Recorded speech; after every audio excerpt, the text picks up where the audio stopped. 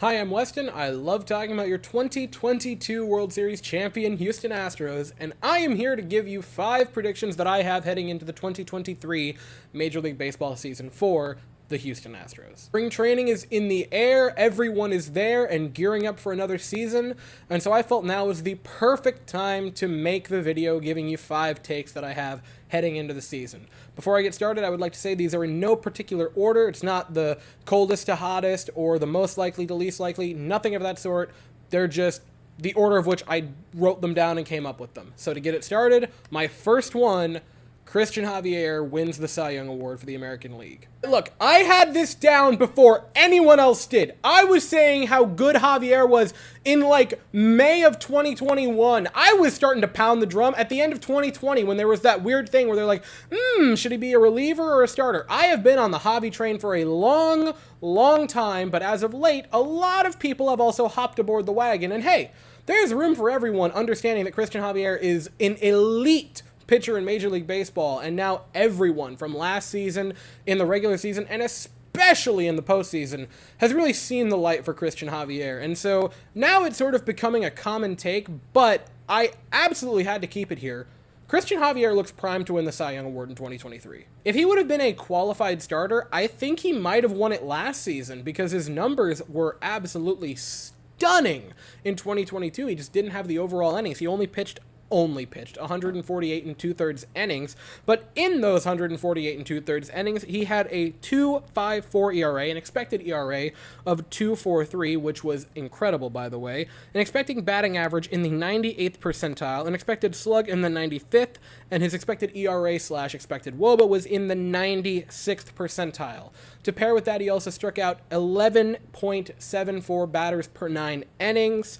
Christian Javier was absolutely incredible in 2022. To pair with those incredible jaw-dropping numbers, he also started 2 no-hitters for the Astros last season. One of them was in the World Series in Game 4 after the Astros got absolutely curb-stomped in Game 3 and desperately needed a sign of life. Christian Javier went out there and against an offense that scored 7 runs the night previously on 5 home runs and started with 6 hitless innings. Christian Javier was absolutely amazing, and his just disgusting 2-pitch mix, more or less, of his 95-mile-an-hour fastball and 80-mile-an-hour curveball that eats hitters alive. Javi had a 2.54 ERA last season, and I think that is just scratching the surface on how good he can be and how good he can be in 2023. I am incredibly high on Javier heading into 2023, and he is my pick for the Cy Young. Next up, and this is kind of a twofer for you guys, the Astros have an all-star infield and 7 hitters with a 120 and above WRC+. We'll start with the 7 hitters with an above 120, and I wrote this down before Michael Brantley came back. At this point, it almost just feels like a freebie spot on the bingo card, but I'm going to keep it in. I truly think the Astros are going to have 7 different hitters, and with Brantley back, possibly even 8 different hitters with a WRC plus over 120. To knock the easy ones out of the way, Altuve, Yordan, Bregman, Tucker, Abreu, they're going to get there in their sleep. Jeremy Pena had a pretty average regular season last year. And then, October came, and he flicked the switch and destroyed everything. A 186 WRC plus in the postseason for Jeremy Pena. Oh, and he also won ALCS and World Series MVP to pair with it. Yeah, the 101, I believe, WRC plus of the regular season for Pena was pretty lackluster, but then he just found, like, the Fast and Furious 9th gear that's basically in the passenger seat come postseason time. And, I mean, holy God, have you seen him in spring training? I think he's going to be above 120. Hey, look, it's me editing the video. So if you notice right here, it says 4 minutes and 19 seconds of 24 minutes and 36 seconds, which means I'm only like 4 minutes into editing the video. And I just realized that for some reason at this point, the audio stopped recording.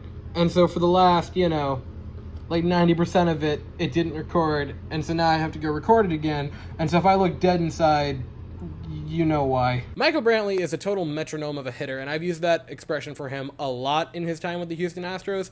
He could go into 2023 like batting righty with a plastic Walmart bat and still bat over 300 on base, like 350 to 360, and hit 120 in his sleep. There's 7, but I'll throw in another one just because, which is Chas McCormick. He's been like a 110 to 118 for his career. That's regular season and postseason. I think he could maybe have a little bit of a surge and maybe get over that 120 mark in 2023. And boy, oh boy, would that be fun. I've been pounding the McCormick as a starting center fielder for a long time now. I really hope he gets his spot cemented in 2023. And he could do that by being the 8th hitter on the team to get over a 120 WRC+. And then the All-Star infield. Altuve is your free spot here. He's going to be an All-Star. No questions asked. If it would have been held at the end of the season, Bregman probably makes it. He was pretty good, but not great for the entire season.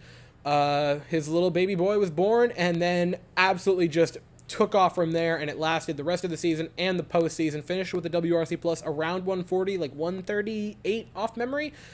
And yeah, if it would have been at the end of the season, he probably makes the All-Star team. I think he returns in 2023. Pena, I already talked about him.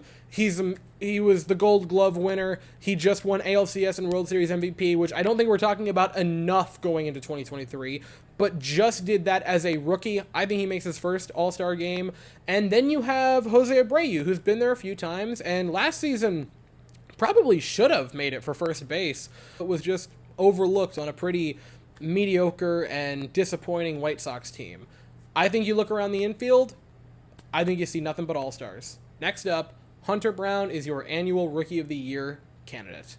In 2019, it was Yordan Alvarez finishing the season with rate numbers that were eerily similar to Mike Trout, that we all said he would never be able to duplicate, because who could ever do that over a full season? And then he actually did better than that this past season, which is just one of those really funny things in life. It's funny because he's on our team, and he's been locked up on our team through his prime for pretty inexpensive, which is a super neat thing. Anyway, then it was Christian Javier in 2020, who was a very, very good starting pitcher for a staff that desperately needed starting pitchers in 2020. In 2021, you had Luis Garcia, who came out of seemingly nowhere to be a solid starting pitcher in that rotation.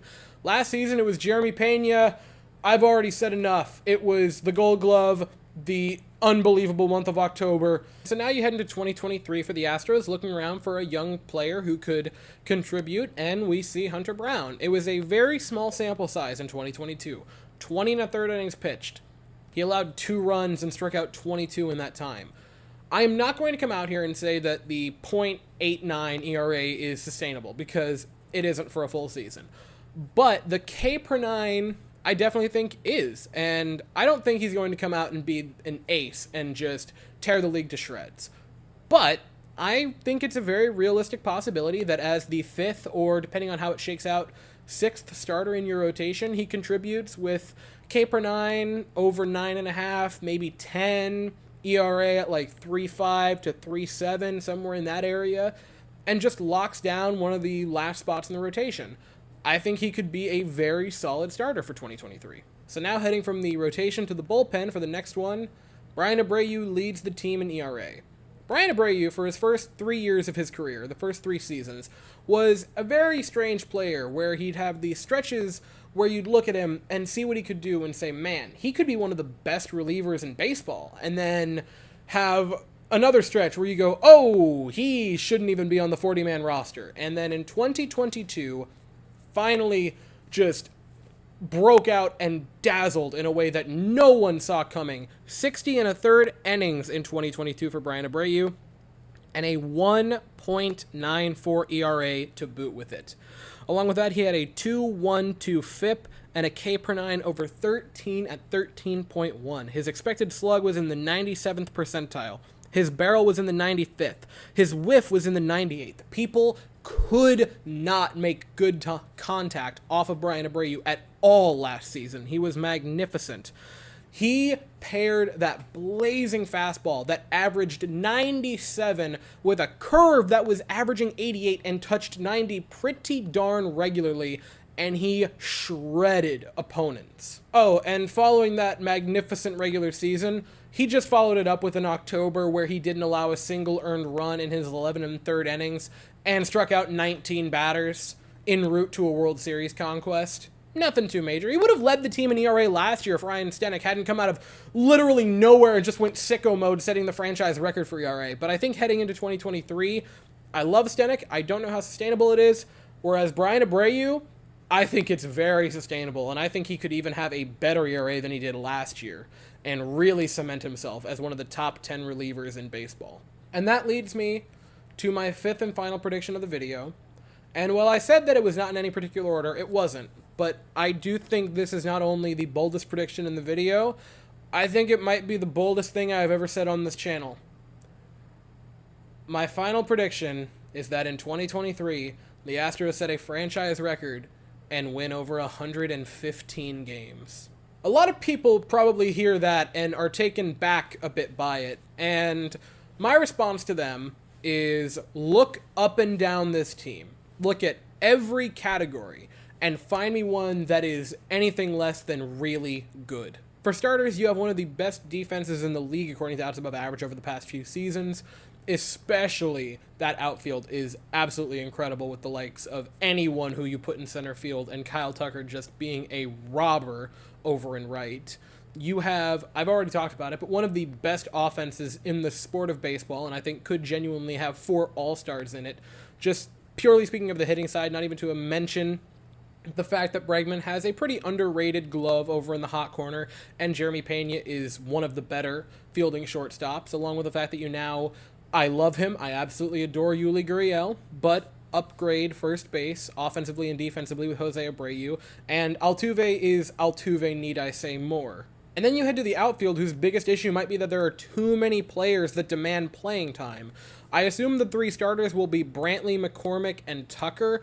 Jordan is probably going to get 50-50 split for outfield time with Michael Brantley, and Jake Myers, while I think is the lesser of the two, it's not by much, and any slump, he's going to get a chance out there over McCormick. You have 5 legitimate starting outfielders for a 3-man outfield.